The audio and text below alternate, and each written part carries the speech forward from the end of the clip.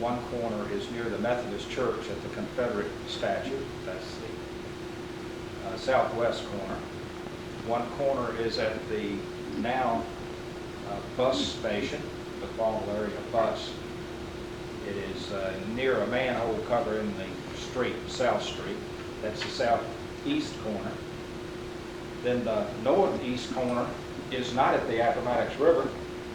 It's on a line with the street that runs right by Charlie's entrance door, Charlie's Restaurant at Gross's Creek. We're going to mark that with a circular bronze medal that says Farmville-Prince Historical Society, bicentennial year, 1998. We're also going to mark the area of the northwest corner, which is at Charlie's Restaurant, but behind it. And those won't be too noticed by the general public, but they'll be markers that do support the original boundaries for the town of Farmville. And the Historical Society is already got an order in to do the bronze plaques. And if anybody would like to just earmark a little bit of money, $5, $10, any kind of money, we'll put it toward that project. And we're going to do it before January 15th. So I'd appreciate it if you could do that for us. How much is it going to cost? All 4 plaques are going to cost us $1,000.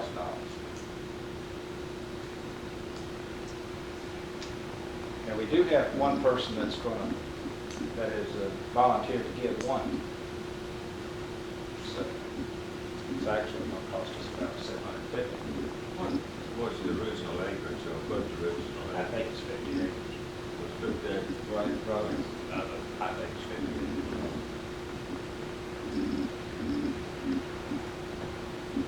Anyway, if you feel free to do that, we're not going to have a meeting in December, so if anybody wants to support this project, you can see me or just call me up sometime. I'd appreciate it. Don't forget to sign in or register too. Well, without any further ado, me wasting your time, I will have Tony come up. Tony DeMuth is going to talk to us about the Mortons and the Venable family, Farmville, one of our oldest families in the town of Farmville. I'll lay this letter back by the land for you now. Thank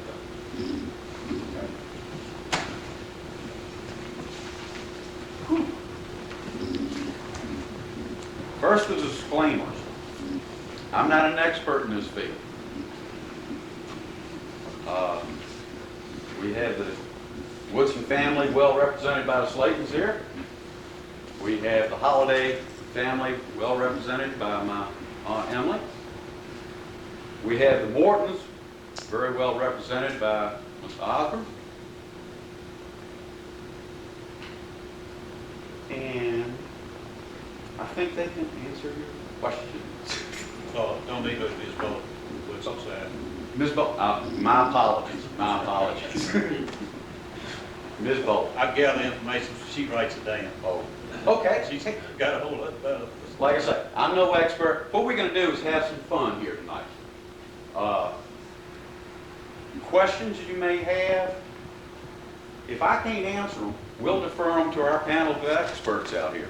I mean, we've got people here far more eminently qualified to speak than I am.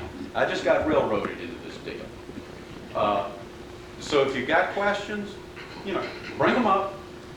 Don't hold them to the end, because at the end of this thing, I'm going home so I can get up and go to work at about 4:30 in the morning. What I would like to try to do tonight is give a lead-in to something I want to do in another year, 18 months. As many of you know, Buffalo Plantation is still standing. I think Dr. Charles Wilson currently owns it now. We're not going to get into the history of Buffalo right now. But next year or a little bit later, I'd like to get into Buffalo. There's a chart I'm going to hand out later that we can follow through. It's the genealogy of Ann E. Morton, the lady for whom my mother was named. Thank you, Bill. For some unknown reason, good faith, otherwise, whatever, the Buffalo Plantation records, letters, financial statements, contracts, stuff like that, have remained in our family, and I now have them.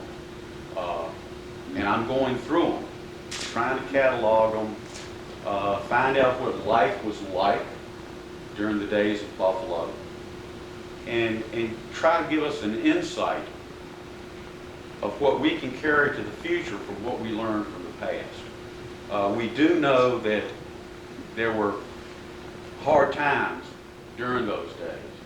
The war against northern aggression being one of them, that left many prominent families extremely destitute.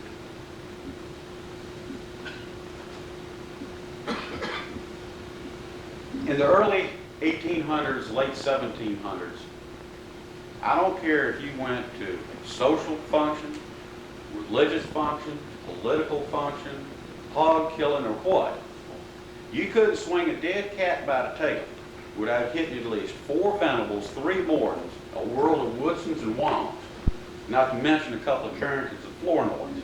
I mean, back then, that was the crowd that was here. It was a very unsettled country, and the families kind of stayed together. So far in the records that I've got, between 1770 and 1870, on the Venable side, there were 10 Nathaniel Venables. 3 of them were plain Nathaniels, and 4 were Nathaniel E's. Now, the question of the hour is, what does the E stand for in Nathaniel E. Venable? Anybody? Robert, you're a great historian here. Don't know that.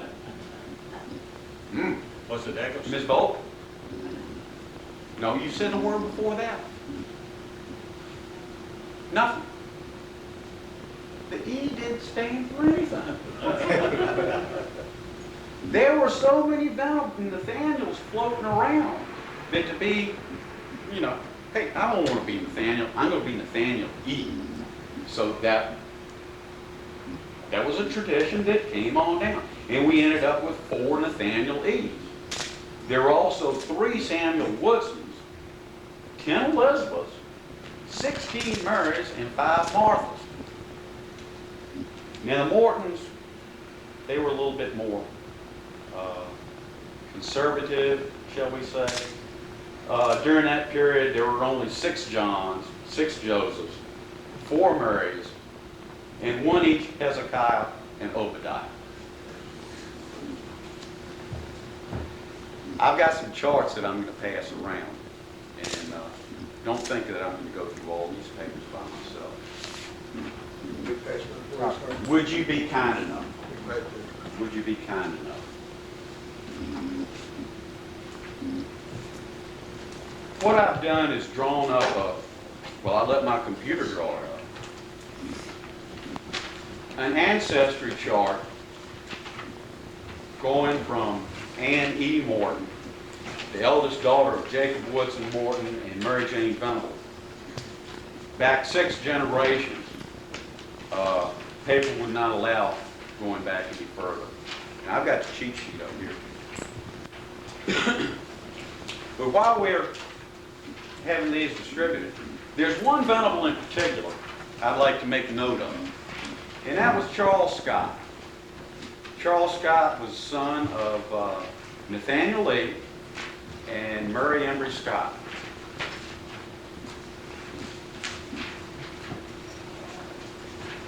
To gather my information, I have stolen liberally from several sources, and I understand that's acceptable. I've got to give credit to Edward Wamp, my great uncle on my mother's side, who wrote Buffalo and Cherry Grove. I've stolen from the Venables of Virginia, the Cavills and their kin, the Reeves and their relatives, Herbert Bradshaw, and not the least of whom, Mr. J. Barry Wall and Billy Watkins. I just never could corner Robert Taylor long enough to get his input. But if we ever do anything on the Carters and the Taylors, I plagiarized him right well too. Charles Scott Venable was born in April 1827 at Longwood. He married Mary McCanny McDowell, who was the daughter of Governor James McDowell. They had 5 children.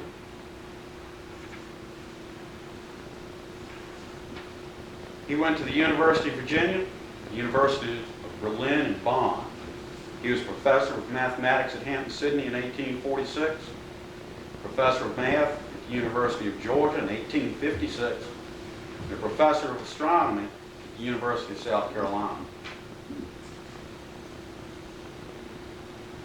But the man also had another side. Not only was he an educated scholar, he was a patriot and a veteran. He served during the Civil War and was on the staff of General Robert E. Lee. The Confederate Veteran, which was a publication shortly after the war, lists him as a member of the staff at Lee's surrender at Appomattox. I'm not sure, but I believe that after he retired from teaching at the University of Virginia, that he was living in the Scottsville area and is buried somewhere in that location. And if somebody has any indications otherwise, I'd appreciate it knowing. Okay, does everybody have a little chart? First, we're going to go through the cheat sheet. Mortons and the Venables were intertwined so closely that it was pathetic. You talk about intermarrying of families. There was a great deal of it. If you look closely, you can see that Robert Woodson is in 1, 2, 3 places on 2 sides. Hugh Lewis, Captain Hugh Lewis, is also on both sides of the family. Coming in another generation, Abram Venables is on both sides of the family. There's also a mixture of the Huguenot ancestors from around the Curls Neck area, and there's a mixture of Bakers. What I'm particularly interested in, if you can see it in there, is Robert Baker, who died in 1728, whose son was Douglas Baker. Was there any kin between Douglas Baker and Mary Baker? I don't know. I would love to find a way to go back and get some Baker records. And if anybody knows where I can find these things, please let me know. As you can see from the chart, the main person, or the last person in the descendants line, is Anne E. Morton, who was the eldest daughter and first child of Jacob Woodson Morton and Mary Jane Venable. But let's start on the Morton side. Joseph Morton was a grandson of Captain John, born in Henrico County in 1709. The interesting thing about his 8 children was that 2 of them, Elizabeth and James, Josiah and Judith, both married Venables. And as it trickles down through the ancestry, these become what they call double first cousins. And I don't understand all these double first cousins, second cousins twice removed and stuff like that. But I got a computer that will figure it out for me. But the computer says they are double first cousins, and so does Egbert Wong. Joseph was one of the first justices in Charlotte County. He'd been born in Henrico, and I'm not really sure when he came to this area. But he also was a founder of Hampton-Sydney College and became a member of the Committee of Safety in Charlotte County in 1775. Next down the line from Joseph was his son Josiah. Josiah married Elizabeth Venable. He was a ruling elder of Briary Church, but he died shortly after the war, the Revolutionary War, at the age of 47. Unfortunately, I don't have a lot of information on him. At his young age, I'm not sure a lot was written about him. Josiah's son, Joseph, one of his wives was Nancy Baker, and she was one of three, the last. He was also married to a Scot, and Vernon, you can probably tell me who the other one was. There was married to an Anne Scott and second wife. Anyone? I was looking at this, I wasn't. Okay. All right, I apologize. I was trying to. But Nancy Baker was third of three of his wives. There it is. If you go back and check birth dates, one wonders if Joseph divorced his second wife. Some of the birth dates and marriage dates seem kind of unrealistic. There was never any record of a divorce, but every comic figured that in order to get the timing right, there had to be a divorce. The records from two give Nancy Baker as the third wife of Joseph Morton.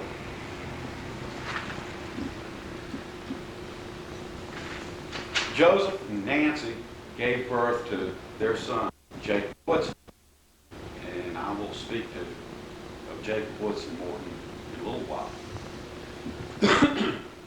On the Venable side, we have Abram the First. He is often regarded or referred to as Abram the Immigrant.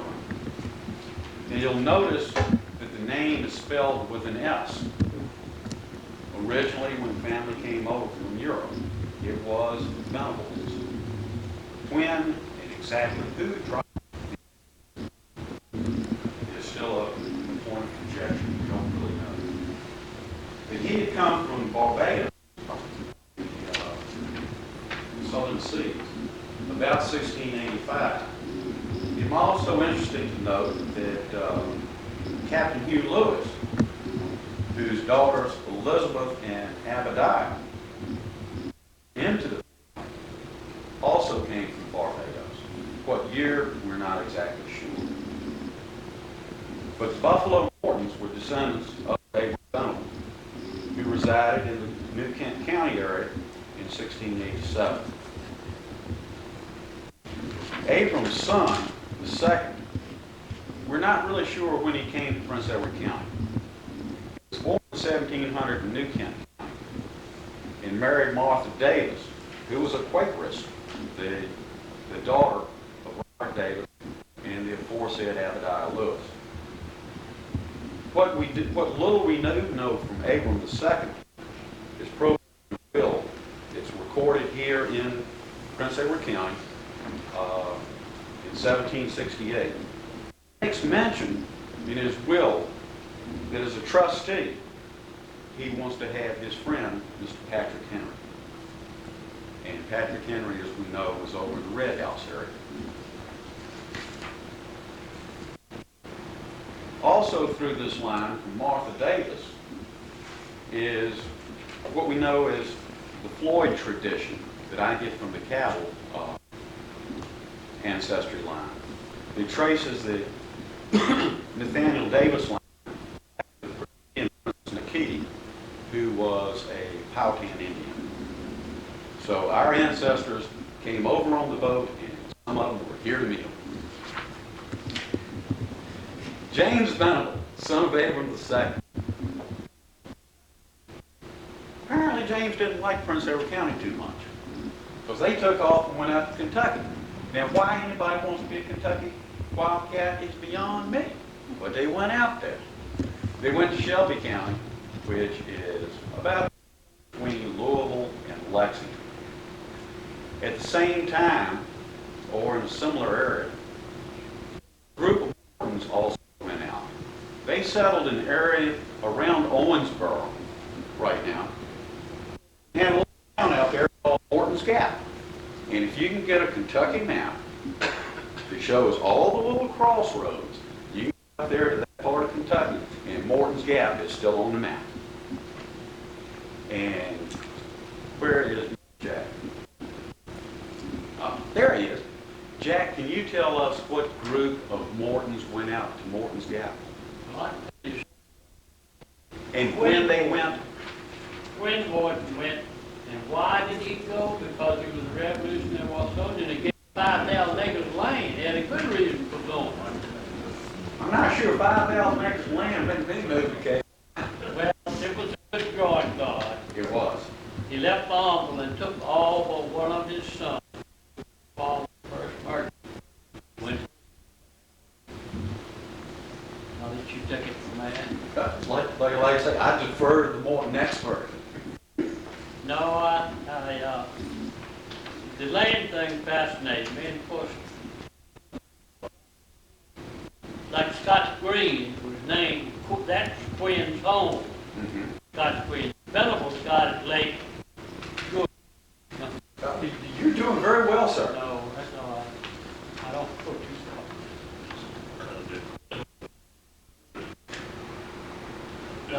yes, and what happened was, after his demise, or after he left went to Kentucky, the Venables, every time they have a new child, they build another room on it. They change. Jack is true. Let me tell you, you think raising a kid is tough these days. You raise 10 or 12 and see what happens. They don't have anything to do. But as we'll see later, Mary Jane, a widow at 42, 8 children in the house, and the oldest was 20. I mean, she had a tough road to go. Tony, I was one of the left. There's always fun to do. Oh, there's plenty today. If you didn't feel like living it. Wow. I came from a family of 2. And my son is a hard time. James Venable,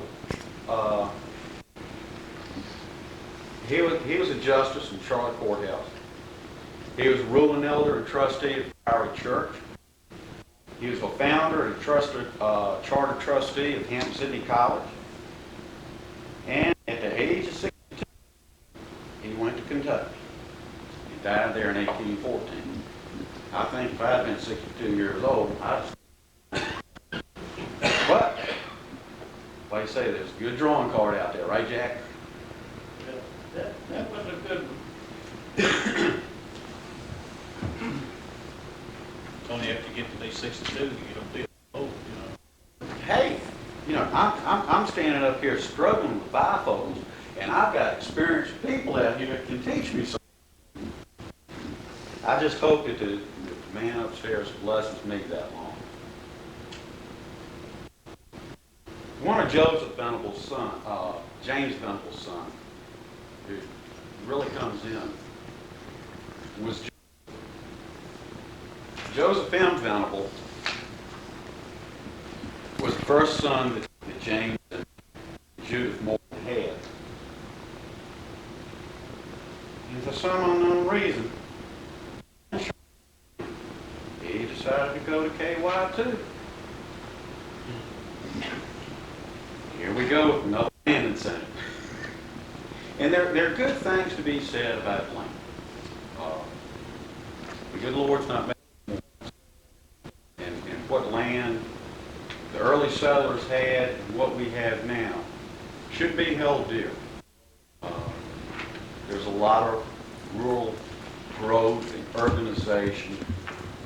But the more valleys that we have, I think the better off we all will be. But Joseph attended Hampton Sydney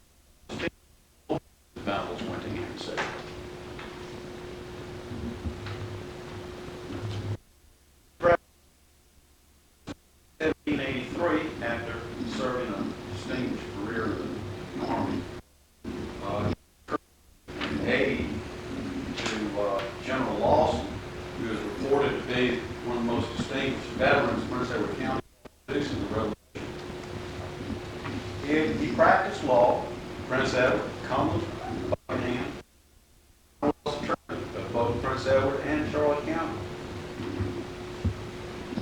The man had a lot of power, knowledge. He had great land expanses. And you would think that a man with this would kind of be ruthless and hold it in and try to consolidate everything he could. But the gentleman was also very kindly. We're looking back at a period, you know, the 1700s. He died in 1833.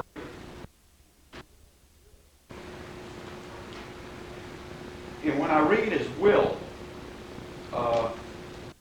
he has a serious concern there. And I think this was a concern of a lot of the early people of our era. And I'd like to quote from part of his will. He says, "I feel very much in mind with respect to my slaves and leaving them as property to my children. But they are so situated, a suitable plan by which I can do otherwise.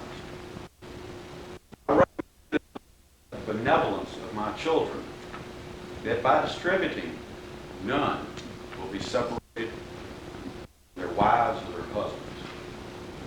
So he realized not only the family, but the family of those who lived and worked on his farms. Joseph became a judge out of Kentucky.